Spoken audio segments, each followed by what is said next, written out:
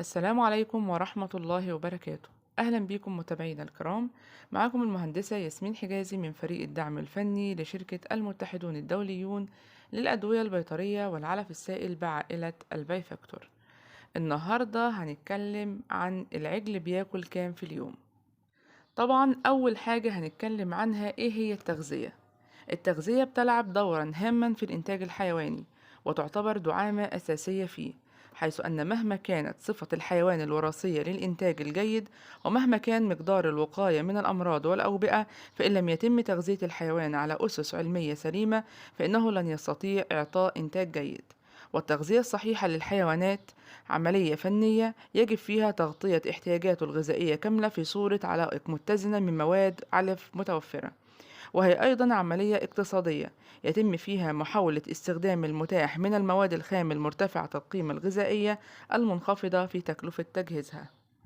بيوجد عندي نمطان في تغذية الحيوان. النمط الأول بيعتمد على التغذية على أعلاف خضراء وناتجة عن أرض المزرعة، ومع أعلاف مركزة مصنعة وقليل من الأعلاف الخشنة المشتراة من خارج المزرعة.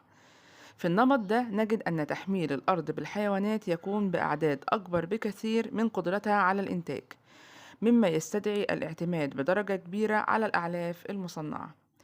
النمط التاني اللي هنلاقيه معانا بيعتمد على التغذية على أعلاف مركزة مصنعة وأعلاف خشنة، وكليهما مشتراه من خارج المزرعة. في هذا النمط هيبقى مطبق بصورة واضحة في مزارع اللبن أو التسمين القريبة من المدن، حيث أن الاعتماد هنا على تدعيم التغذية بالأعلاف الخشنة باستخدام الأعلاف المركزة المصنعة. ومن هنا نجد أن الأعلاف المصنعة تلعب دورا أساسيا في تكوين علائق الحيوانات للإنتاج اللبن أو اللحم. ودلوقتي هوضح ايه هو العلف. العلف هو كل مادة غذائية تحتوي على مواد عضوية أو معدنية يمكن أن يستفيد منها جسم الحيوان وتحفظ صحته وإنتاجه عند تغذيته بها بكميات مناسبة. ودلوقتي خليني أوضح ليكوا ايه هي أنواع العلف وايه الفرق بين العلف الخشن والعلف المركز. أول حاجة معانا هي الأعلاف الخشنة، وبيوجد منها نوعين. أول حاجة أعلاف خشنة جافة، وتاني حاجة أعلاف خشنة خضراء.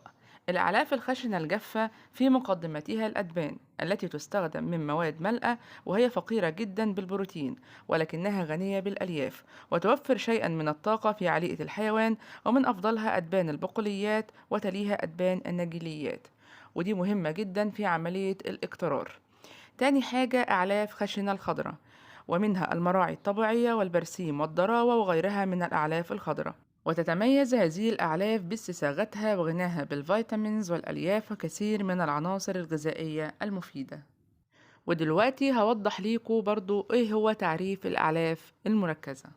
هي أعلاف ذات محتوى غذائي مرتفع ونوعية جيدة، حيث أن معامل هضم مكوناتها عالي يصل إلى معامل هضم المادة الجافة من 65 ل 90%، كما أن قيمتها الغذائية جيدة تصل إلى 65%، مما يؤدي إلى تمكن الحيوان من الاستفادة من مكونات العليقة الكلية.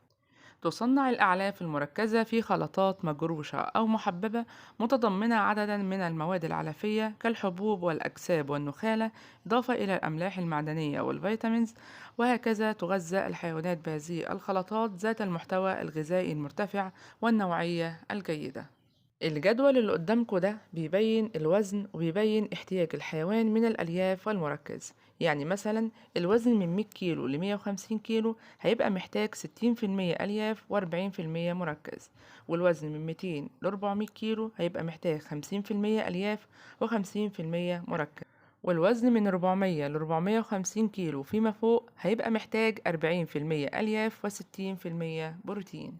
وطبعا لازم أحط في الاعتبار إن أي عليقة عندي لازم تكون محتوية على: 1. نسبة المادة الجافة. 2.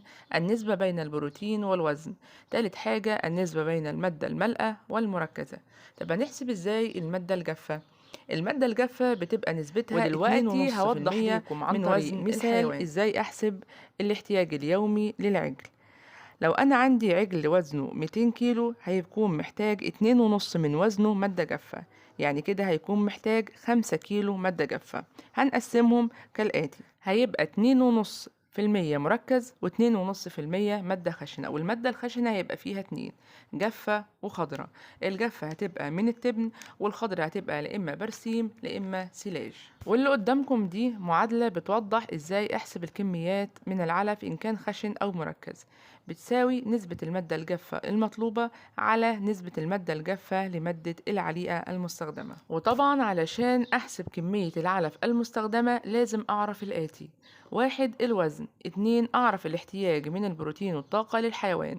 تالت حاجة أحسب المادة الجافة بناء على الوزن. رابع حاجة بنحسب الكميات. ودلوقتي هنحسب كمية العلف المستخدمة للعجل في اليوم الواحد. 1. هنحسب نسبة المركز بيساوي 2.5 نسبة المادة الجافة المطلوبة على 90% اللي هي نسبة المادة الجافة في العليقة، يعني هيساوي 2 كيلو 700 جرام مركز. تاني حاجة هنحسب نسبة التبن عشان نحسبه لازم أعرف إن هو بيساوي 1% من وزن الحيوان، يعني هيبقى 2 في المية نسبة المادة الجافة المطلوبة على 90% نسبة المادة الجافة في العليقة، يعني هيحتاج 2 كيلو و200 جرام كيلو تبن. وبالنسبة للمادة الخشنة الخضراء احنا قلنا ممكن نحتاج السلاج أو البرسيم. لو هنحسب السلاج هيبقى نص نسبة المادة الجافة المطلوبة على 30% اللي هو نسبة المادة الجافة في العليقة، يعني هيساوي كيلو 600 جرام سلاج. لو هنحسب البرسيم وهنحسبها على البرسيم البايت اللي هو نسبة المادة الجافة فيه 20%، هيبقى نص في المية نسبة المادة الجافة المطلوبة على 20% من نسبة المادة الجافة في العليقة، يعني هيساوي 2 كيلو ونص برسيم بايت. يبقى كده احتياج الحيوان اليومي للتغذية هيبقى كالآتي: المركز هيبقى 2 كيلو 700 جرام، والتبن أو الدريس هيبقى 2 كيلو 200 جرام، والسلاج هيبقى كيلو 600 جرام، ولو حلينا مكانه البرسيم هيبقى 2.5 كيلو جرام. ودلوقتي نكون وصلنا لنهاية الفيديو. أتمنى أن تكونوا استفدتوا من الفيديو، وما تنسوش تعملوا لايك وتفعلوا زر الجرس ليصلكم كل جديد. مع تحيات الدعم الفني لشركة المتحدون الدوليون للأدوية البيطرية والعلف السائل بعائلة البيفاكتور. دمتم بخير، والسلام عليكم ورحمة الله وبركاته.